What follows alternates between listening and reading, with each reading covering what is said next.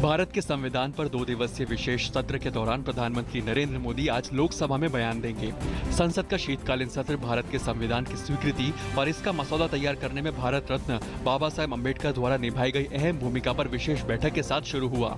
शीतकालीन सत्र में कथित असहिष्णुता, जीएसटी, भूमि अधिग्रहण बिल जैसे मुद्दे छाए रहने की उम्मीद है। लोकसभा में चर्चा की शुरुआत करते हुए गृह मंत्री राजनाथ सिंह ने आरक्षण पर कहा कि डॉक्टर अंबेडकर ने समानता के लिए आरक्षण की अवधारणा पेश की थी। उन्होंने कहा कि आरक्षण सामाजिक राजनीतिक आवश्यकता है। गृह मंत्री राजनाथ सिंह ने राजनीतिक मकसद के लिए सेक्युलर शब्द के सबसे ज्यादा दुरुपयोग होने पर जताई चिंता। संविधान दिवस पर लोकसभा में चर्चा की शुरुआत करते हुए उन्होंने कहा कि शब्द के दुरुपयोग से समाज में तनाव बढ़ सकता है। शीतकालीन सत्र के पहले दिन संसद के गलियारों से जीएसटी बिल को लेकर सकारात्मक सुर सुनाई दिए। सरकार ने जहां एक बार फिर इसके पारित होने की उम्मीद जताई, वहीं बसपा, टीएमसी और एनसीपी ने राष्ट्रीय हित में इस बिल के समर्थन की बात कही है। कांग्रेस ने भी कहा है कि जीएसटी विधेयक पर पार्टी चर्चा के लिए तैयार है। मेक इन इंडिया को बढ़ावा देने की पहल के तहत केंद्र सरकार ने घरेलू जहाज निर्माण उद्योग के लिए अधिक अप्रत्यक्ष कर प्रोत्साहनों की घोषणा की। वित्त मंत्रालय ने बताया कि जहाज, पोतों, खींचने और धकेलने वाली नौकाओं आदि के निर्माण में इस्तेमाल होने वाले सभी प्रकार के माल और कलपुर्जों पर उत्पाद शुल्क एवं सीमा शुल्क समाप्त कर दिया गया है। बिहार के मुख्यमंत्री नीतीश कुमार ने अगले साल 1 अप्रैल से राज्य में शराब पर पाबंदी लगाने का ऐलान किया। नीतीश ने बिहार चुनाव अभियान के दौरान वादा किया था कि अगली बार वे सत्ता में आए तो सूबे में पूर्ण शराबबंदी लागू करेंगे। उन्होंने अधिकारियों को निर्देश दिए हैं कि वे शराबबंदी पर काम करना शुरू कर दें और इसे आने वाले वित्तीय वर्ष में लागू करें।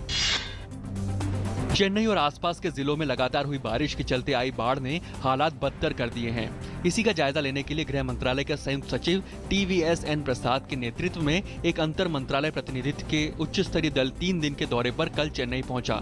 इस दल में कृषि, वित्त, ग्रामीण विकास, पेयजल और बिजली मंत्रालयों के प्रतिनिधि भी शामिल हैं ताकि बाढ़ से चरमरा गई व्यवस्था का आकलन किया जा सके। कई दिनों बाद चेन्नई में स्कूल खुले हैं। शीना बोरा हत्या मामले में गिरफ्तार इंद्राणी मुखर्जी के पति पीटर मुखर्जी की सीबीआई हिरासत की अवधि 30 नवंबर तक बढ़ा दी गई है।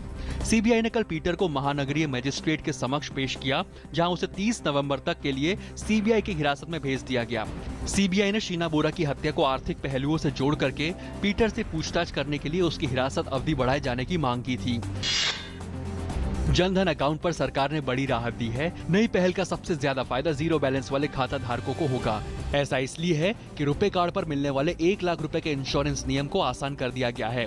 नए नियम में कोई भी खाताधारक अगर 90 दिन के अंदर एक बार भी रुपए कार्ड से ट्रांजैक्शन करेगा तो उसे इंश्योरेंस का फायदा मिलेगा। अभी तक ये सुविधा 45 दिन तक मिलती थी। सरकार अर्थव्यवस्था में नई जान फूंकने के लिए मिनिमम सैलरी वेज बढ़ाने की तैयारी कर रही है। इतना ही नहीं, इस बार सरकार इसका दायरा बढ़ाने जा रही है। इसमें अब सभी सेक्टर शामिल होंगे। सरकार के इस कदम का सीधा फायदा प्राइवेट सेक्टर के कर्मचारियों को होगा। अभी कानून में 160 रुपए मिनिमम वेज है, जिसे बढ़ाकर 273 रुपए प्रतिदिन करने का प्रस्ताव है। सरकार ने बिजली की चोरी रोकने के लिए स्मार्ट मीटर लगाने की तैयारी शुरू की है। राज्यों में बिजली का बकाया कम करने के लिए दिसंबर 2017 तक उदय स्कीम में शामिल राज्यों के हर घर और संस्थान में लगे बिजली के मीटरों को बदल करके अपडेट करना होगा, ताकि बिजली चोरी ना हो सके। ट्यूनीशिया की राजधानी ट्यूनिस में राष्ट्रपति के गार्ड्स पर हुए आतंकी हमले के मास्टरमाइंड को पकड़ने के लिए सेना ने देश भर में करीब 500 से ज्यादा जगहों पर छापे मारे। अब तक आतंकियों से संबंध रखने के संदेह में लगभग 30 लोगों को पकड़ा गया है। सेना ने भारी मात्रा में हथियार और गोला बारूद बरामद किया। रूस तुर्की पर व्यापक आर्थिक प्रतिबंध लगाने की तैयारी कर रहा है। तुर्की ने मंगलवार को रूसी विमान गिरा दिया था, जिसके बाद दोनों देशों के बीच तनाव बढ़ा हुआ है। एक बयान में रूस के प्रधानमंत्री दिमित्री मेदवेदेव ने कहा है कि व्यापार, परिवहन और पर्यटन के क्षेत्र में प्रतिबंध लगाए जाएंगे और साझा निवेश की योजनाओं को भी बंद किया जा सकता है। नागपुर क्रिकेट टेस्ट में गेंदबाजों का रहा दबदबा।